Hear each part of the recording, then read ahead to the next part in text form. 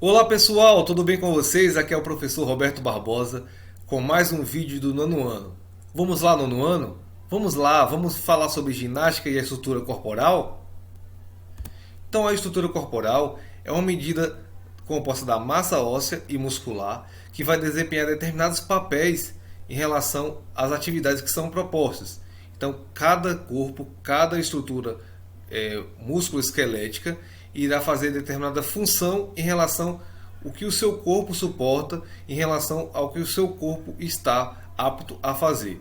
Essa estrutura corporal ela vai sendo modificada com o passar do tempo. À medida que nós vivemos em vários tipos de ciclos, elas estão estruturadas de maneiras diferentes para que aquelas atividades sejam possíveis em determinados períodos.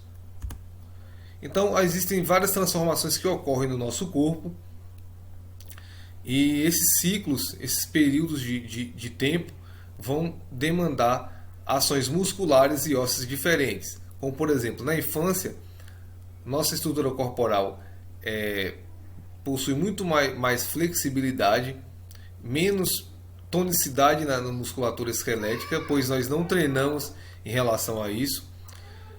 As práticas corporais são muito livres de experimentação, de subir, descer, girar.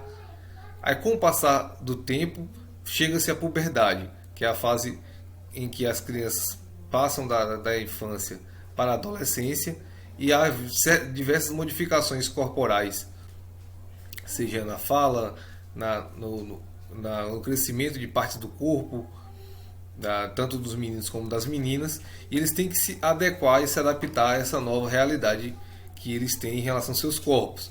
Então eles começam a fazer atividades mais precisas, atividades com mais amplitude de movimentos, e seus corpos vão pouco a pouco se moldando de acordo com as características e ações motoras que eles fazem.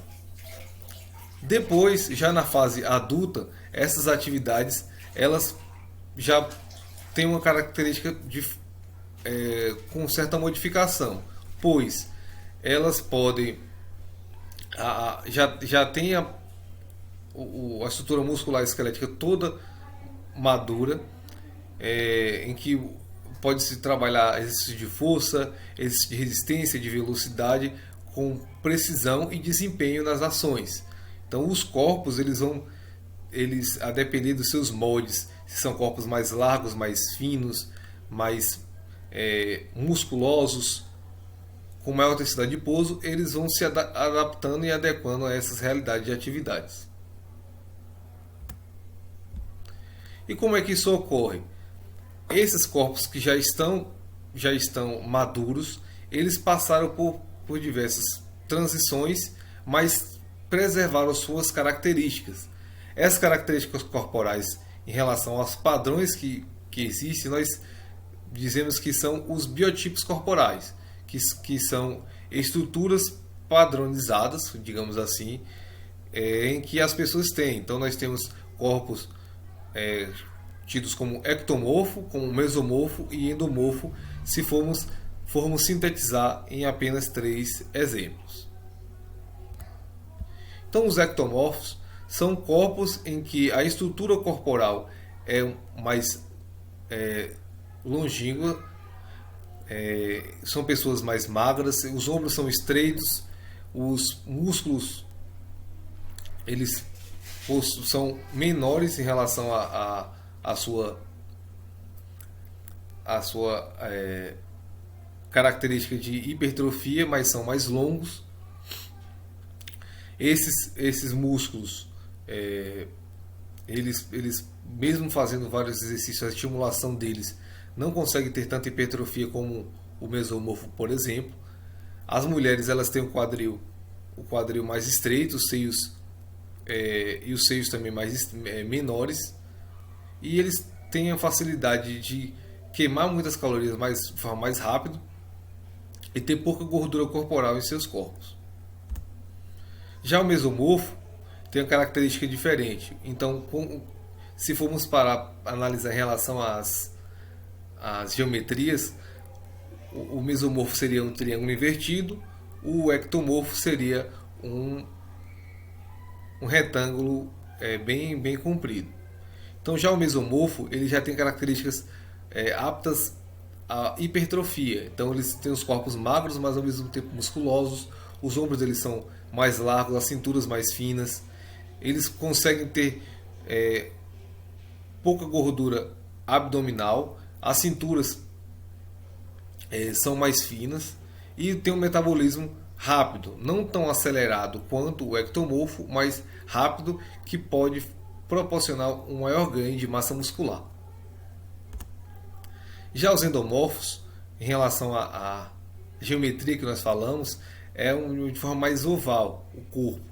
Então os corpos eles têm uma maior quantidade de gordura nos seus corpos, os ossos e músculos são mais largos,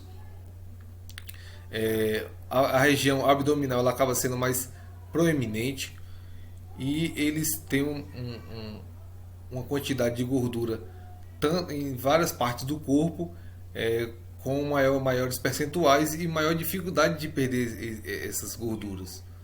E falando nesses biotipos, nós não estamos dizendo que a pessoa está mais apta ou menos apta a determinadas práticas corporais, mas que elas podem ser, a partir dos seus corpos, elas podem ter padrões de alto nível de desempenho em relação, por exemplo, à musculatura, mas que vão manter e preservar suas características de biotipo daquela forma.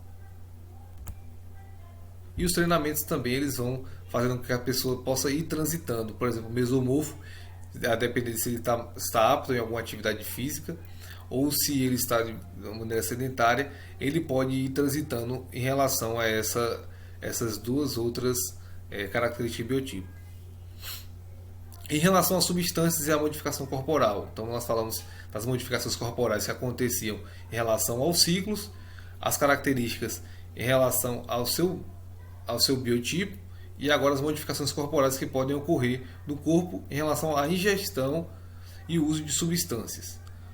Se for por suplementação, é uma via natural que pode ser utilizada para suprir várias necessidades de vitaminas, de proteínas, sais minerais, carboidratos e lipídios que o corpo precisa, ou pode ser através de anabolizantes, que são drogas sintéticas que são utilizadas para ter maior desempenho ou maior massa corporal, ou alguma capacidade física diferente. Nesses suplementos nós temos os suplementos naturais, os suplementos sintéticos, os que são produzidos nas farmácias especificamente para aquela função, que são os manipuláveis, e temos os que são comprados para determinados exercícios, como por exemplo o whey protein, que é um suplemento alimentar para proteína, para desenvolver algumas capacidades físicas de força, de hipertrofia dos músculos esqueléticos. E quanto aos anabolizantes, nós temos várias substâncias ingeríveis e injetáveis, inclusive, por exemplo, a testosterona já pode ser utilizada para ter maior desempenho, maior massa muscular, maior desempenho muscular de força, assim como também o GH, que vai desenvolver essa musculatura esquelética nesse âmbito. Então, todos esses suplementos e anabolizantes, eles vêm a modificar a estrutura corporal das pessoas. Se a pessoa é ectomorfo, mesomorfo, endomorfo, haverá uma série de modificações que podem descaracterizar essas estruturas, não modificarão esse padrão genético, mas a parte estética será modificada.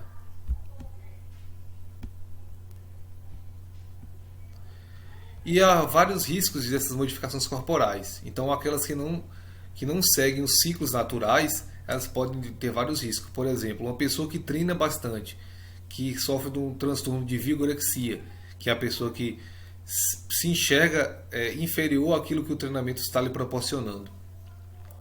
Ela vai trazer vários transtornos psicológicos e provavelmente trazer outras questões, como as próprias lesões nos exercícios. Então, o exercício, quando ele é feito ou com muita sobrecarga ou quando o seu corpo não está suportando determinado estímulo, pode ocasionar lesões articulares, musculares e até ósseas. A anorexia, que é um padrão ao qual as pessoas modificam a sua estrutura corporal por não querer ingerir alimentos achando que está com excesso de peso. Existem várias informações em relação ao uso dos anabolizantes, que as pessoas modificam a estética da musculatura, pois injetam determinadas substâncias que vão fazer um molde diferente do corpo, e as infecções que podem ocorrer em várias partes do corpo, no cérebro, no coração, no fígado, no pulmão, nos ossos, que são decorrentes do uso excessivo dessas drogas anabolizantes. Então, o que se indica para que você possa ter uma vida mais saudável, melhor, é que você compreenda os períodos em que seu corpo tem de ciclo de modificação, faça atividades físicas regulares com um profissional adequado de educação física, entenda qual é a sua estrutura corporal e como ela pode ser ampliada em relação ao seu desempenho, mas que não leve a certas lesões e que não utilize uma suplementação com base em anabolizantes, e sim que utilize apenas com suplementos ou naturais ou direcionados por seu nutricionista, tá certo? Então você tem que buscar sempre a saúde e a compreensão de todos esses ciclos que permeiam a nossa estrutura corporal. Então é isso, pessoal. Eu agradeço a todos vocês que participaram comigo até aqui. Compreendam o seu corpo, façam com que ele possa ser um aliado para os seus próximos dias, para que seja um momento de saúde e de qualidade de vida para vocês, certo? Muito obrigado, até a próxima e tchau, tchau, até a próxima aula do professor Roberto. Valeu? Tchau, tchau!